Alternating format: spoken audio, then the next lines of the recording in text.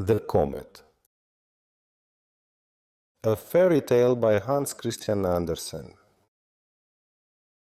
Now there came a comet with its shiny nucleus and its menacing tail.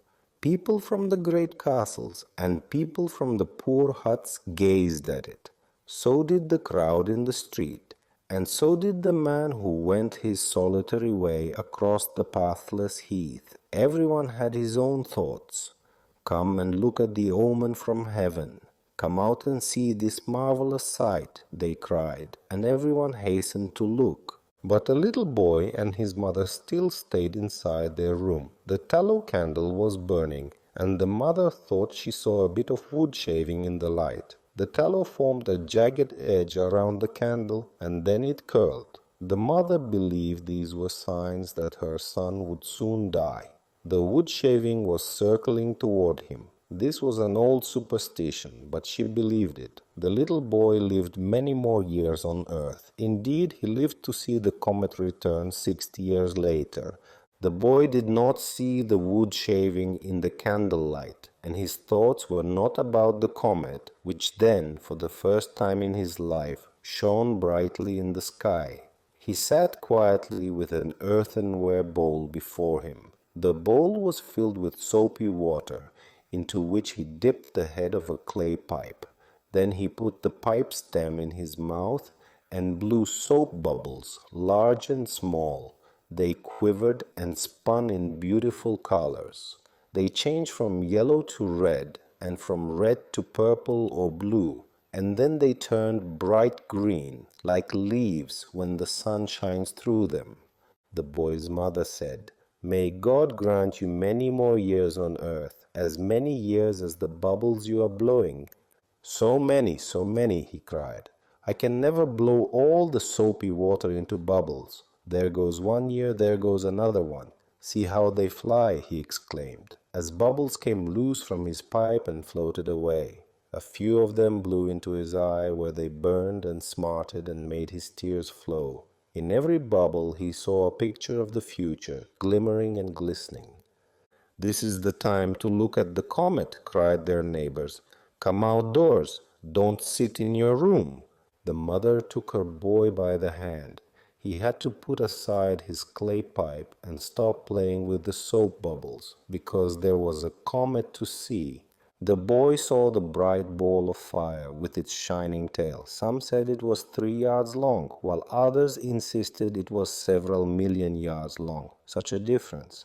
Most of the people who said these things were dead and buried when the comet came again. But the little boy, toward whom the wood shaving had circled, and of whom his mother thought he will soon die, still lived on, though he had grown old and his hair was white. White hairs are the flowers of age, the saying goes, and he had many such flowers. He was an old schoolmaster. The school children thought him very wise and learned, because he knew history and geography and all there is to be known about the heavens and the stars. "Everything comes again," he said. "If you will pay attention to people and events, you will learn that they always come back. There may be 100 years between, or many hundreds of years, but once again we shall see the same character, in another coat and in another country." And the schoolmaster then told them about William Tell, who was forced to shoot an apple from his son's head.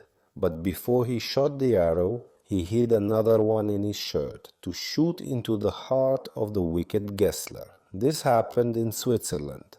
But many years before, the same thing happened in Denmark to Palnatoke. He too was forced to shoot an apple from his son's head, and he too hid an arrow in his shirt to avenge the cruelty.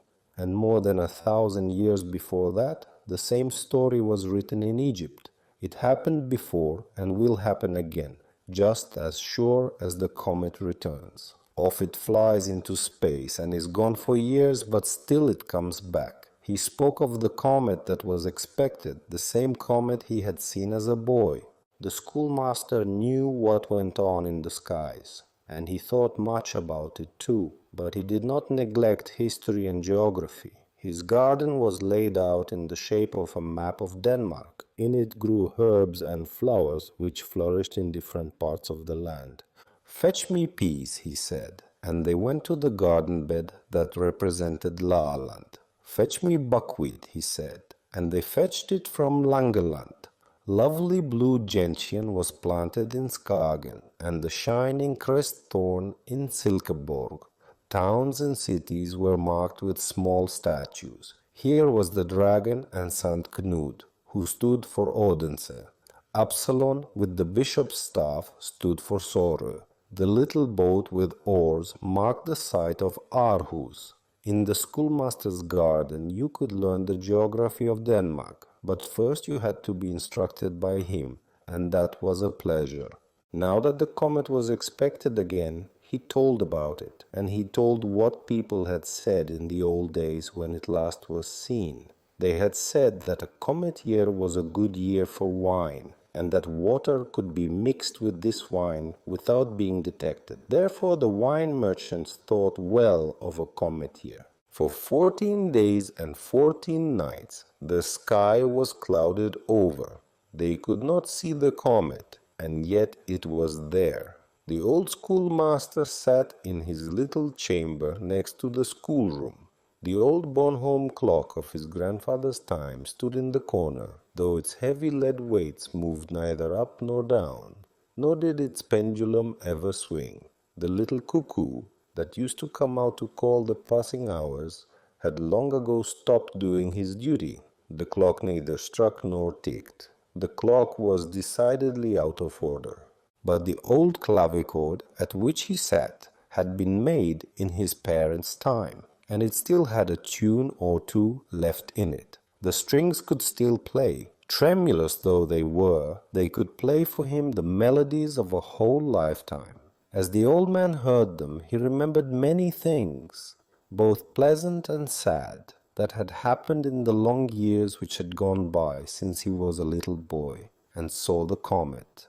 Now that the comet had come again, he remembered what his mother had said about the wood shaving circling toward him. He remembered the fine soap bubbles he had blown, one for every year of his life, he had said as he looked at them glistening and gleaming in wonderful colors. He saw in them all his pleasures and sorrow, everything, both the good and the bad. He saw the child at his play, and the youth with his fancies. His whole life, iridescent and bright, floated before his eyes. And in that splendor he saw his future too, in bubbles of time to come.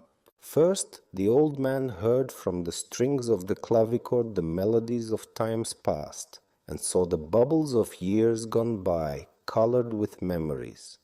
He heard his grandmother's knitting song, "Surely no Amazon," the first stockings knit. And then the strings played the songs his old nurse used to sing for him. There were so many dangers in this world to pass through for people who were young and only little knew. Now the melodies of his first ball were playing for the minuet and molinaski, soft melancholy tunes that brought tears to the old man's eyes. A roaring war march, then a psalm, then happy tunes. The years whirled past as if they were those bubbles he blew when he was a little boy.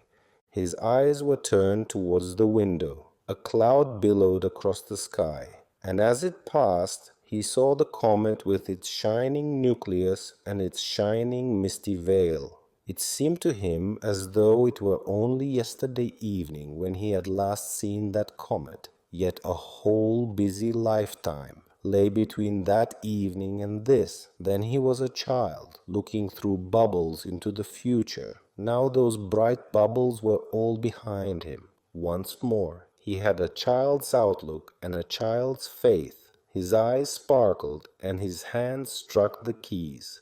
There was the sound of a breaking string. "Come out and see," cried his neighbors. "The comet is here, and the sky is clear. Come out and look." The old schoolmaster did not answer.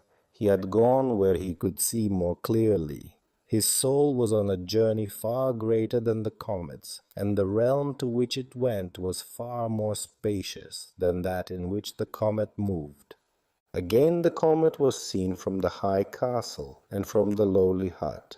The crowd in the street gazed up at it, and so did the man who went his solitary way across the pathless heath. But the schoolmaster's soul was seen by God, and by those dear ones who had gone before him, and whom he longed to see.